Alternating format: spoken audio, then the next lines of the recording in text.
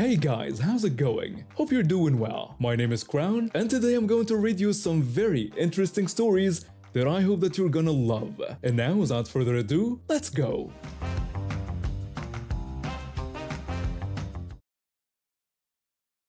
I was fresh out of college when I landed the job as an office assistant at a small professional services company.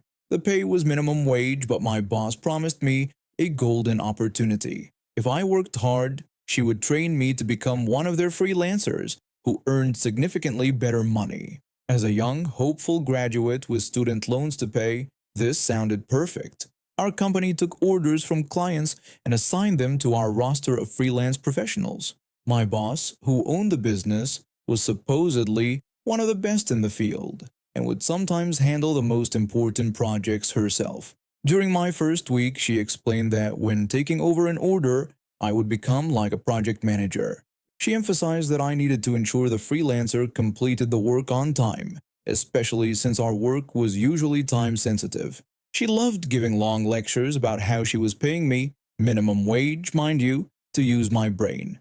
These speeches were really just opportunities for her to remind everyone how much smarter she was than her employees. One Monday morning, our biggest corporate client had a large order due by noon. My boss had taken the project to complete over the weekend. As noon approached with no sign of her at the office, the client called asking about their urgent work. I called my boss's mobile. No answer. I tried again 30 minutes later and sent a text. Still nothing. With the deadline looming, I called her home landline. When her husband answered, he told me that my boss wasn't home. I briefly explained the situation and why I needed to reach her urgently. Less than an hour before the deadline, my boss called me. She was absolutely furious, berating me for being so insistent on reaching her and creating what she called a state of emergency at her house. She scolded that her home number was for emergencies only, and this situation didn't qualify.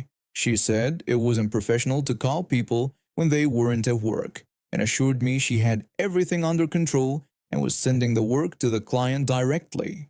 When she arrived at the office later, she gave me a serious scolding.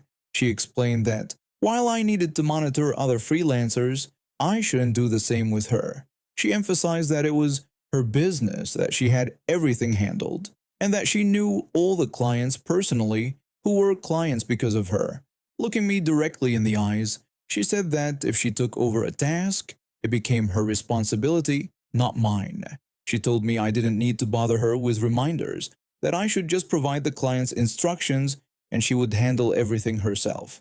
She said that from that point, my job was done. She said she never missed deadlines and told me if a client called, I should simply tell them she was on it without calling or texting her about it. I apologized for causing stress and repeated her instructions back to confirm my understanding. She confirmed I was correct, then reminded me that she paid me to use my brain. She then launched into her favorite lecture about how she always used her brain. Unlike normal workers like us, I nodded along to her narcissistic rant, knowing it wasn't teaching anyone anything. About a month later, another important client placed an order. Following my boss's instructions, I forwarded everything to her and considered my job done. On the deadline day, I was on vacation hiking in a remote area with spotty cell service. My colleague called me. She told me that the client had just called asking if their work was ready. I told her to tell the client that the boss was personally handling it and it would be done by the deadline. I reminded her not to call the boss as a reminder, explaining those were my explicit instructions. After that, I turned off my phone to conserve battery. I had recently realized my boss had misled me about career opportunities, so I wasn't going to be on call during my day off. While I was enjoying my hike, my boss had completely forgotten about the deadline. By the time she remembered, the office was closed. She rushed to finish the work but realized she didn't have the client's contact information.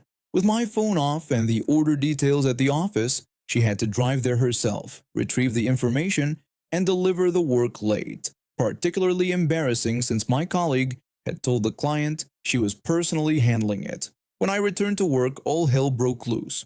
My boss demanded to know why I hadn't reminded her about the deadline.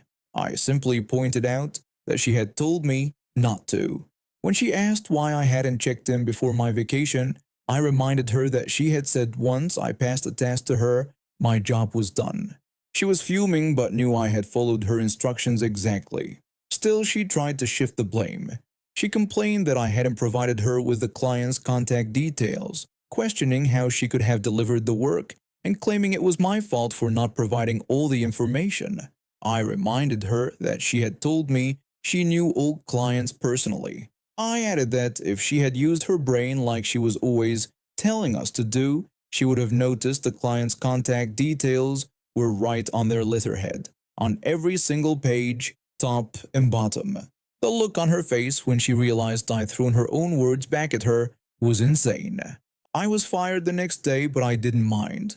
I had already started applying for jobs elsewhere, ones that actually paid fairly and didn't come with narcissistic bosses who thought minimum wage bought them the right to abuse their employees. I've been coming to this small family restaurant downtown for years now. The food is amazing, the atmosphere is cozy, and the owners are some of the nicest people you'll ever meet. The husband is the head chef, while his wife helps manage the front of house. They have an adorable daughter who sometimes sits at the corner table doing homework or coloring while her parents work.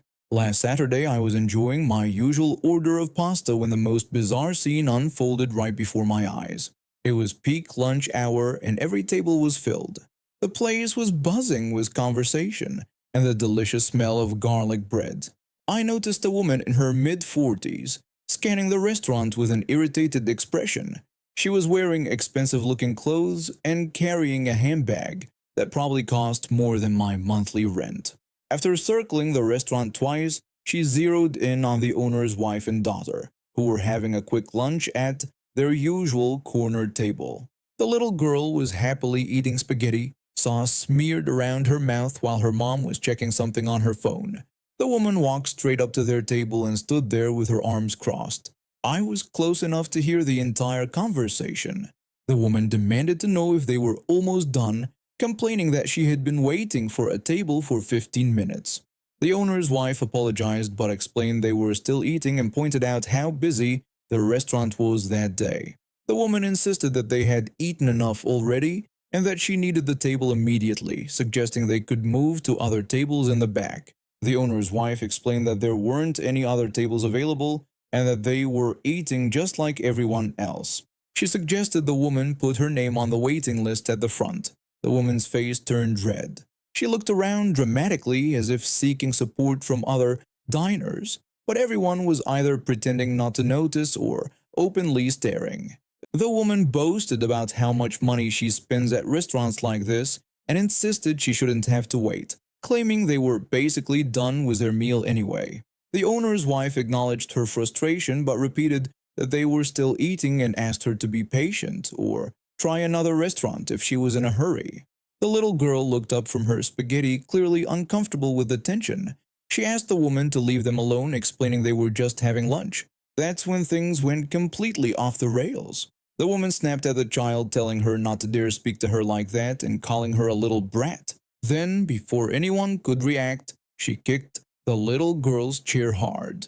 The chair tipped over, sending the child crashing to the floor with a terrified scream.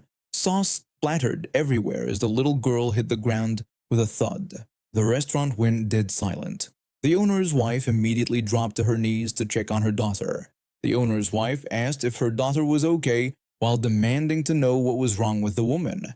The commotion must have been heard in the kitchen because suddenly the back door swung open and the owner came rushing out. He's this massive guy, easily 6'4" with arms the size of tree trunks. He takes one look at his crying daughter on the floor, his wife's panicked face, and the woman standing there. The owner asked what happened and who was responsible. Several diners pointed at the woman, who suddenly looked a lot less confident. The owner's wife told him that the woman had kicked their daughter's chair because they wouldn't give up their table. The woman, apparently oblivious to the fact that she had just assaulted the owner's child, actually had the audacity to sit down in the now empty chair. The woman pointed out that the table was now free and available for her use. The owner's face went through about 5 different emotions in 3 seconds. When he spoke, his voice was dangerously calm. The owner told the woman she needed to leave his restaurant immediately. The woman refused, stating that she had been waiting for a table and now had one. She demanded to see a menu. The owner looked at his daughter, who was still crying in her mother's arms, then back at the woman. Without another word, he walked over, gripped the chair with the woman still in it, and lifted both off the ground in one fluid motion. The woman shrieked as he carried her, chair and all, through the restaurant and straight out the front door, where he set her down on the sidewalk. The owner told her never to come back to his restaurant again. He turned to walk back inside when the woman started screaming about calling the police and suing him for assault. The owner encouraged her to call the police, saying he would love to explain how she assaulted a 7-year-old child in front of 20 witnesses. About 15 minutes later, 2 police officers arrived. After interviewing several diners, including myself, they ended up taking the woman away in handcuffs. Turns out, assaulting a child is still illegal, even if you really want their table. The owner came over later to apologize to everyone for the disruption and offered free dessert to all the diners. His daughter was okay, just scared and a bit bruised. I overheard later that the woman was charged with assault of a minor and was banned from every restaurant in the neighborhood. My parents would often joke that I must have been switched at birth because neither of them had my level of organization. They weren't messy people by any means, but they definitely operated with a more go-with-the-flow attitude than I ever could. After college, I moved back in with my parents temporarily while looking for a job in my field. The economy wasn't great, and living at home meant I could save money while job hunting. What I didn't expect was how much I'd noticed their habits changing now that I was an adult myself. It started with small things. My mom would call me from the grocery store asking if we needed milk when I had literally just reminded her before she left. My dad would spend 10 minutes looking for his glasses that were sitting on top of his head. I chalked it up to them being busy and distracted. But over the past few weeks, it's gotten almost comical. They can barely make it out the front door without forgetting something essential. The doorbell has become a signal that one of them has forgotten something again. Last Tuesday, my dad made it halfway down the driveway before turning around to get his work badge. Wednesday, my mom forgot her purse. Thursday, Dad forgot the lunch I had packed for him. Friday, Mom left without her phone. The weekend wasn't any better. This morning was just another example in the growing collection of forgetful moments. I was enjoying my breakfast, a bowl of cereal, and scrolling through job listings on my laptop when I heard the front door close. My parents were heading out for their morning walk, something they've been doing regularly since the doctor told them they needed more exercise. I hadn't even taken another bite when the doorbell rang. I sighed, setting down my spoon and heading to the door. At this point, I could probably create a bingo card of forgotten items.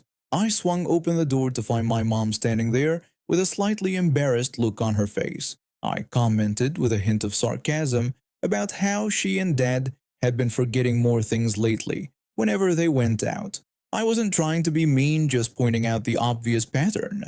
My mom's expression changed from embarrassment to amusement immediately. She shot back with a witty retort about getting old and forgetting things more easily, calling me a smart A in the process.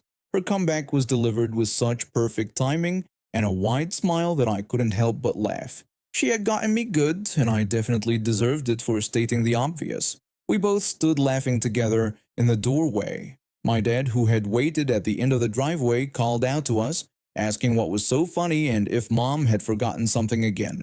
Mom said she was just teaching me some manners. Dad urged her to hurry up, saying we were burning daylight. Mom grabbed her water bottle from the kitchen counter and gave me a quick wink before heading back out. I wished them a good walk, and Mom playfully called me a smart A again as she left.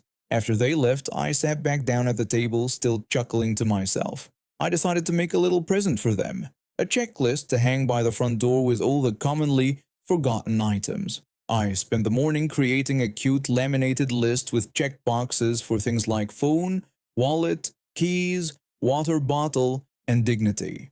I even added the whiteboard section where they could write in anything special they needed for the day. When they returned from their walk, I presented my creation.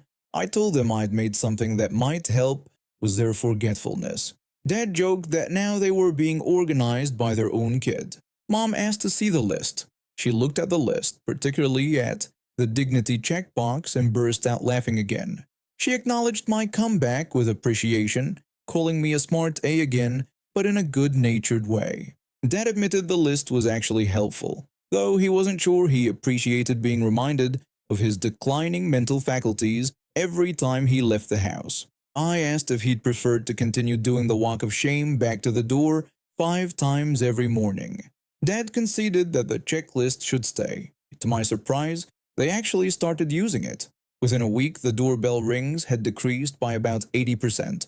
My mom even added her own touch, a checkbox that said patience for dealing with smart A offspring. One morning, as I was heading out for a job interview, my mom called from the kitchen. She asked if I had checked everything off the list. I rolled my eyes but dutifully went to the door to check the list. I confirmed that I had everything. As I walked to my car, I realized I'd forgotten my portfolio with my resume copies. I had to turn around and go back in. As I rushed through the door, both my parents were standing there with knowing smiles. Dad remarked that forgetting things must run in the family. Mom asked who the smart A was now, clearly enjoying the irony of the situation. I couldn't even argue. I just grabbed my portfolio, checked it off on their list, and headed out again, their laughter following me to the car. Maybe I wasn't as organized as I thought, or maybe forgetfulness really was hereditary. Either way, I knew I'd be hearing about this for years to come. I'm a 32-year-old woman who worked at a fast food restaurant for about 2 years until this January when I landed a job at a call center. Nothing fancy, but it pays better and the environment is much healthier. At my old job, there was this shift lead who made my life difficult. I'm autistic and partially deaf, which already makes certain situations challenging. Instead of being understanding, this woman would make jokes about my conditions, the kind that makes you feel small. Her management style was terrible. She'd talk down to everyone, play favorites, and create this fake nice atmosphere that was actually toxic. So there I was celebrating my birthday with my closest friends at a local bar when I spotted her walking toward me. My former shift lead approached me while I was ordering drinks. She greeted me enthusiastically, acting like we were long-lost friends. I responded with a short hello, trying to keep things brief. She asked about my new job and I reluctantly gave her the basics. Then she asked if my workplace was hiring and if I would recommend her. I told her directly that I didn't feel comfortable recommending her. She tried to laugh it off with a comment about how she'd make me look good, but I could tell she was annoyed. I grabbed my drinks and told her I needed to get back to my friends. I thought that was the end of our interaction, but when I reached my table and sat down, I felt someone sit beside me. I turned and there she was, smiling at everyone like she belonged there. My friends started introducing themselves. One friend asked if she was a friend of the birthday girl. The former shift lead claimed that we had worked together for years and were practically best friends. That was the last straw. I told her that I didn't like her and asked her to please leave. The table went silent. My friends looked shocked, and the former shift lead's expression changed from surprise to anger. She asked what I had just said to her. I repeated myself more clearly. She exploded, calling me names and saying I was a rude person. She claimed she was just trying to be nice and accused me of embarrassing her. She even said that no one at work had liked me, calling me weird and awkward. My friends quickly caught on and came to my defense. One told her this was clearly not her table and suggested she should go. Another pointed out that it was my birthday, and if I didn't want her there, she needed to respect that. The former shift lead tried to defend herself, insisting I was being unreasonable. When no one took her side, she grabbed her purse, sarcastically wished a happy birthday to the rudest person she knew, and stormed off. I felt the tension in my body release, only to be replaced by shame. I apologized to my friends, but they were supportive after I explained everything, the bullying, the jokes about my autism and deafness, and how she had followed me uninvited. Despite their reassurance, I felt overwhelmed and overstimulated from the noise and emotional aftermath.